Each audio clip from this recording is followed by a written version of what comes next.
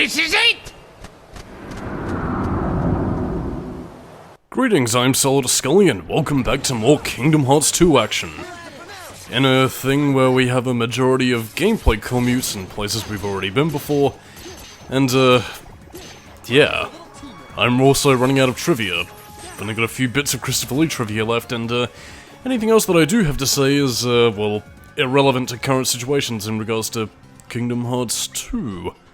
I may be in trouble here, and this part is even longer than before. And in terms of what we're doing, well, first of all, new enemies. I have no idea what the hell these things are. I'm gonna call them Warp Nocturnes. They probably do have an official name, but I don't care. So yeah, they're Warp Nocturnes, and you get the reaction command where you can basically throw them to warp somewhere else, and get the juicy innards, which in this case is drive orbs. You don't have to do battle with the Cave of Wonders Shadow Cat head thing. And in terms of the Cave of Wonders itself, you do actually have a much different beast compared to what you fought before.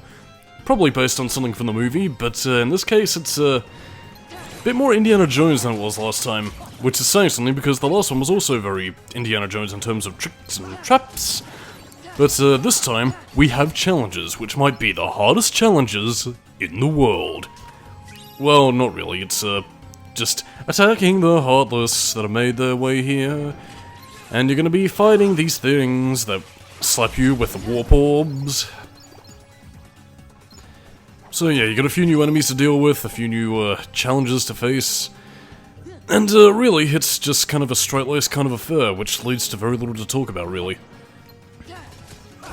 I mean, to comment on the art design, I will say that this does make the Cave of Wonders look a hell of a lot more beautiful and richer in terms of its color palette than it was in Kingdom Hearts 1, where it was very much just kind of like a traditional adventure kind of thing, really. Well, at least now we can see more of Valor form. Can help us reach some puzzle pieces, and I'm sure I probably mentioned this before, but hey, let's pad out the time by filling in with stuff we've already said. Yeah, the more drive forms you upgrade, like, say if you advance from drive form, or say Valor form level 1 to level 3, yeah, the amount of time you get to spend in that specific drive form will increase, so again, it goes from, you know, what would initially be like 3 levels of drive form will then go to 6 when you transform, so, yeah. It's all good in the hood, except when you have to fight against the fucking bandits. Who again do also have 2 methods of attack. Again, they obviously have their little flamethrower attack, but again, if you do enough damage to them, they then get their super long wind-up power attack, which, sucks. Well, no, it's relatively good, but I mean, they're still... And again, I don't really know what it is. Like, I think it's their hitbox that seems to be a bit wider, so... Either their hitbox or Sora's Keyblade swings being a bit wider in terms of radius, so... Yeah, you might wind up hitting the side of their gut rather than the back which you're meant to hit. I don't know. It's a lot more worth it to use magic in my opinion, but then again that's a bit of a finite resource. Although then again I suppose that might be the case where you're meant to abuse the shit out of Reflect. Oh god, excuse me. Oh god, my throat. Excuse me for a second. And now we're here and there and back again. One day later. And now we move into the Rising Falls, where basically you just gotta interact with 1 or 2 things and you're pretty much set.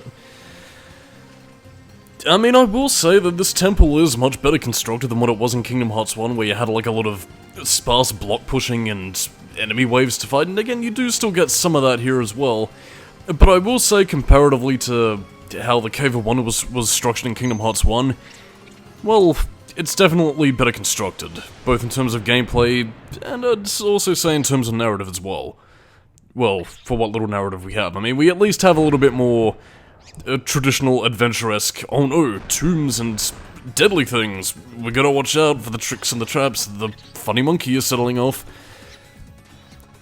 And, yeah, this one isn't really too dangerous. I mean, apart from, like, the traditional Final Fantasy-esque spell of Blizzard, you know, which actually drops a icicle on your head, because why the fuck not?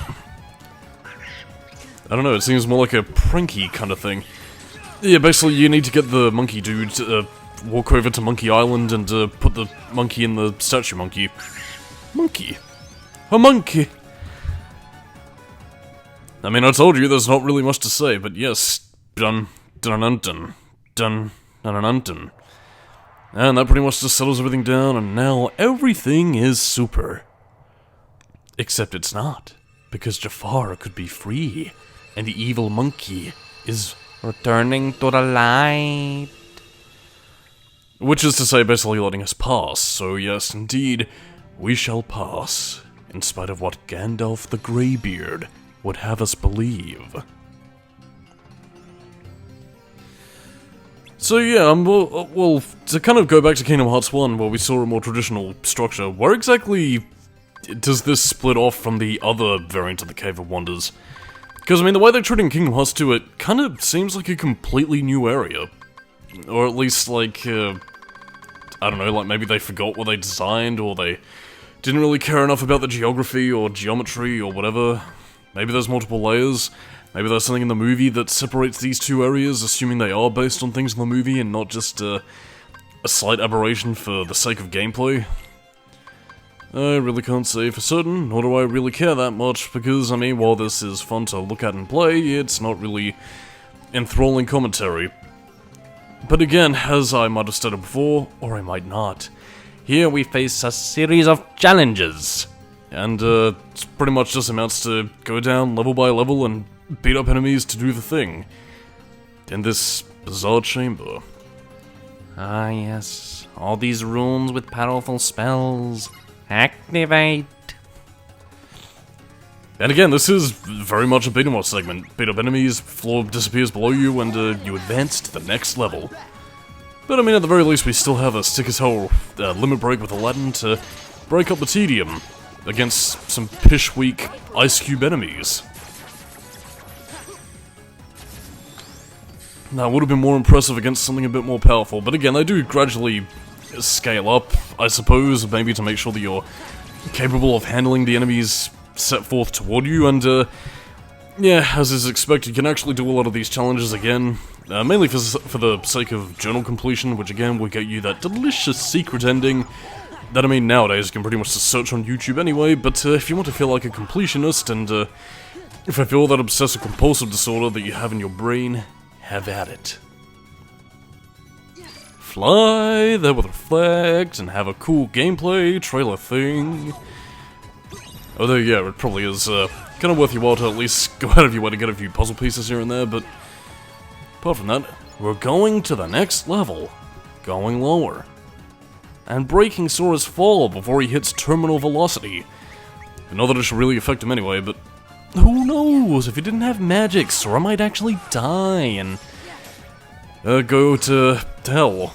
Or whatever the equivalent is in Arabian times. Yeah, that's another thing those little ice summoners can do. They can actually, like, create some sort of, like, circular barrier. Kind of similar to the summoning swords from at the end of the world section in Kingdom Hearts 1. Except it's a bit more pish-weak. You'll basically have, like, this little doom counter, and if you don't get out of the way in time, then Sora will just get hit by ice rather than be doomed. And then you use this little teleport ring to basically go back to all the other levels. And that's the game. Actually, you know, it's pretty much just right into that room and you're pretty much done. So again, it's short and shrift, but it ain't very swift. So, apart from more item management and more things to do, yeah, we pretty much cleared out the bulk of this. I mean, I think after this point we'll just have a couple of cutscenes here and there, and then we're off to our boss fight. I mean, again, I really have not much, if anything at all, to say about the plot of Return of Jafar, if this was meant to be a part of it, anything of the sort, but who knows, really. Now we may enter the chamber, with a completely necessary door-opening cutscene that you totally could have done in-engine, but didn't. For some reason, I guess that door was mysterious. Wow!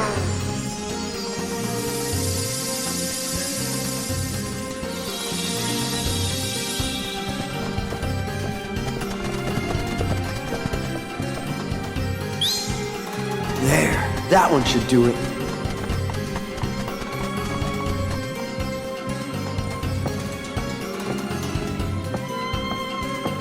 Huh?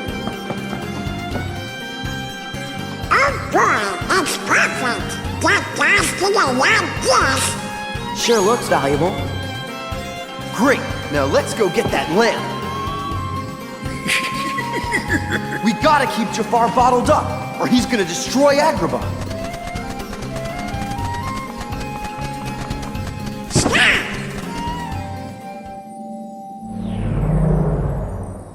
Hey! Snap out of it, Donald!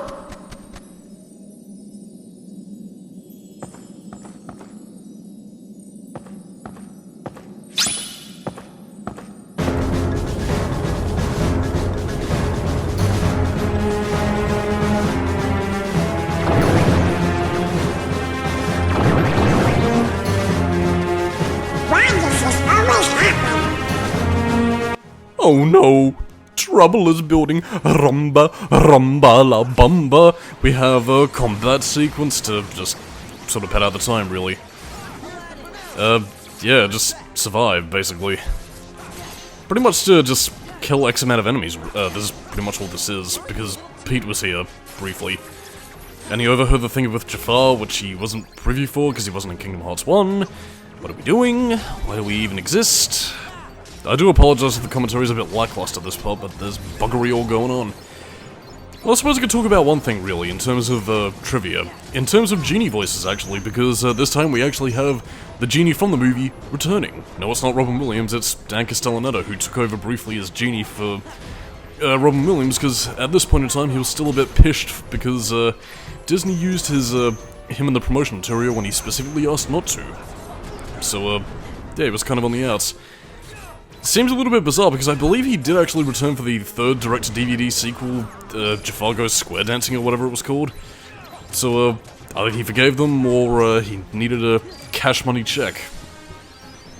I have no idea why I phrased it that way, but hey, that's just how you roll sometimes. Let's go!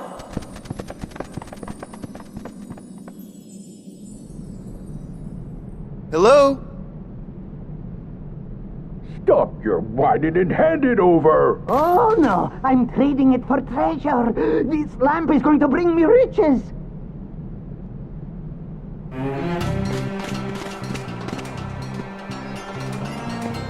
Oh no, you don't know! Get back here, you little... No, Pete, that silly little boy chasing around the evil, world-destroying things. And then, of course, we have to battle the Heartless and kill everyone to gain the experience and release their captive hearts. Where will they go? To the consummate great heart of Kingdom Hearts. Fulfill our plans. I do wonder about that. Although, to bring up a very minor detail, and I believe this was also the case in Kingdom Hearts 1 as well, I do like that when you defeat the enemies, you can actually see the active hearts, like, rise out of the Heartless bodies and, return to the great Kingdom Hearts. However, when you destroy a nobody, the body just dissipates and fades into non-existence. Again, a very minor detail, but at the same time, it's those small little touches that just make me love the games. Anyway, since we're just doing naught but fighting the fucking bandits, and a little bit after this we actually have some more item management. The game. It's time for some more trivia that I'm running out of, so again, I'm gonna do a bit of out-of-sequence trivia, but Roxas, in terms of his character designs, again, I don't have any pictures to match this, although I don't think it'll really matter. But yeah, Roxas was initially designed to look a little bit more like Sora, but then Nomura had some other ideas in mind. Which, I mean, I suppose does make sense, although, I guess maybe this might have been, like, very, very early Kingdom Hearts concepts. Because, I mean, again, if you remember back to the secret movie of Kingdom Hearts 1, Roxas had, like, a much older-looking design. I guess either they were gonna age Sora up a little bit more, or I suppose perhaps Roxas' design, much in the same vein as Sora's Kingdom Hearts 1 look, went through quite a few radical shifts. And that's kind of prevalent if you've actually seen, like, Sora's original Kingdom Hearts 1 design through a few, like, low-poly gameplay scenes from one of the earlier builds of Kingdom Hearts 1. It's quite interesting, but now we got a cutscene. Oh yeah. Thank you! It's mine!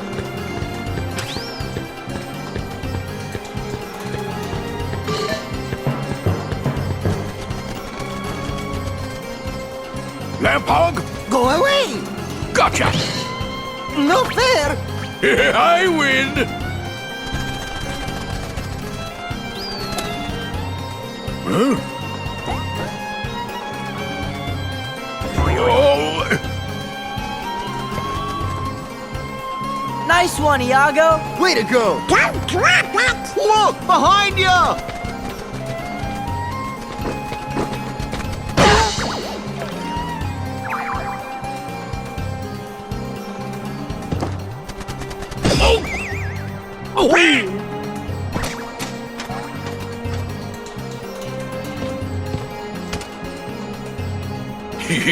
Nice try, Bird Brain! Just wait till Jafar's free. He's gonna make one beauty of a Heartless.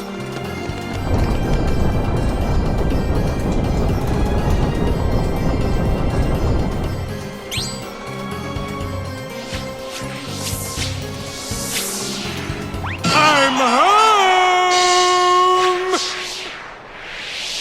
Al! It's been eons! Al, you princely little muffin, you! Cosmic travel can get so lonely without a friend. To think I left you forlorn and genieless! Oh, the humanity! Genie? Hey, Al, have you been putting on weight? Al, of course, what am I saying? You're living at the palace now! Aladdin! Jasmine! I can just picture it! Wait, tell me, am I being a pest? Just a big blue pest? Oh, who cares, Al? I'm just so glad to see you! Genie! Oops. I'll teach you to make a fool out of me! Oh! Oh! Oh! Time for Plan B. I'm finishing you mugs off right now!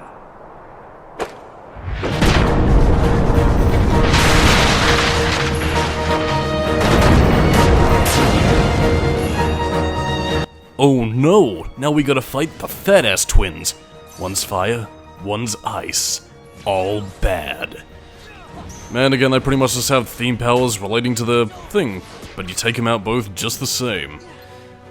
So, yeah, just stun them, beat them up, and, repeat the process a couple of times. I mean, you do at least get some unique reaction commands to kind of tide you over a little bit, so again, it's not a bad fight, it's just kind of a bit, pish, really. And I can tell I'm bored because I'm currently looking at the palace's lawn, and, it's very green. It's, quite a refreshing color palette compared to the desert, and I'm somebody who usually does like desert levels, primarily because I live in a country that's very fucking dry. Much like being sober. Dry!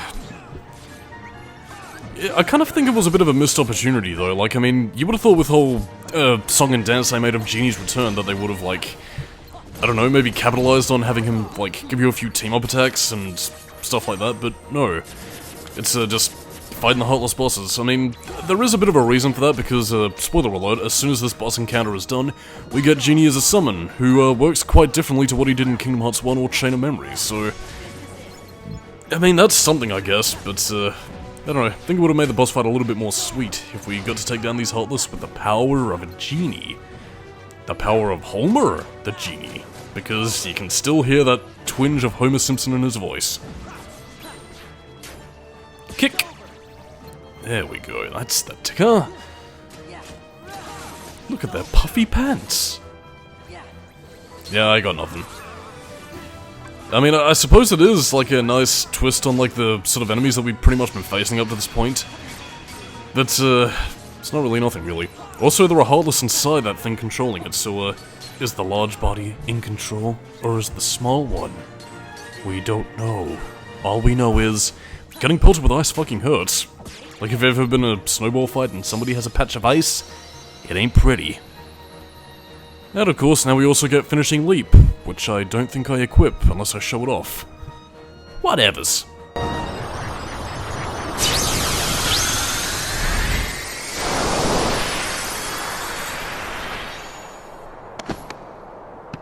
You mess with me for the last time.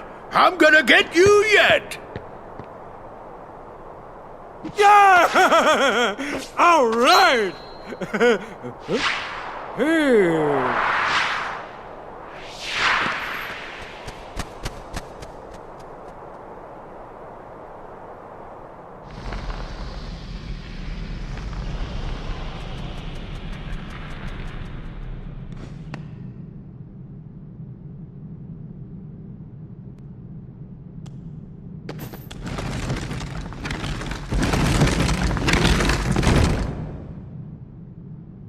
So that's pretty much the end of the story. We buried Jafar in a tomb somewhere off in the desert, and that's pretty much how things stay. But, yeah, with a mention of returning visits to Agrabah, we ain't quite done yet. And I'm guessing that's probably where it further follows the plot of Return of Jafar. At least so I assume. I mean, from what I've heard, like, I hear mixed things about Return of Jafar. I don't know. Just seems kind of there. One thing to notice about Genie, actually, in terms of his character model, notice that he still has the slave shackles on. I guess maybe he considers it his bling, or... Yeah, well, actually, what happened to his legs? I guess maybe he can phase between geniness and legs at will? But I mean, he hasn't got legs! He doesn't know how to use them! He'll never beg... Why do I still have ZZ Top on the brain? I have no idea. But anyway, let's finish things off with a cutscene and we can finally blow this pug. Come on, don't make a liar out of me.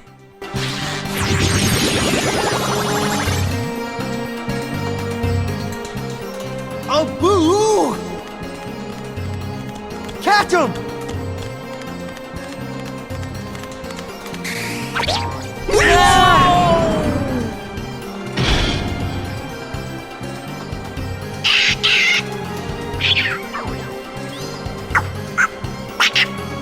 He must have secretly stolen it from the Cave of Wonders. Wow! I guess some things are just hard to resist. I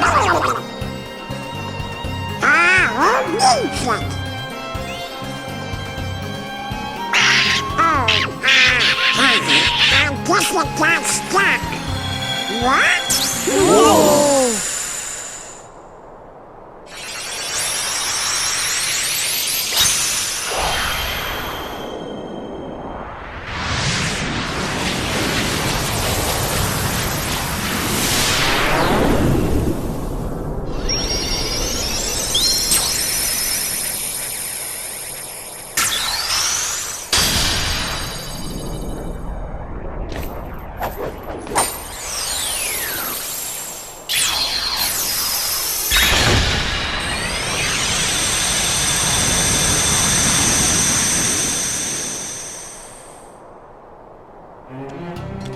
Sora, what is it? I think it's time for us to go. Will you be back? We will, I promise.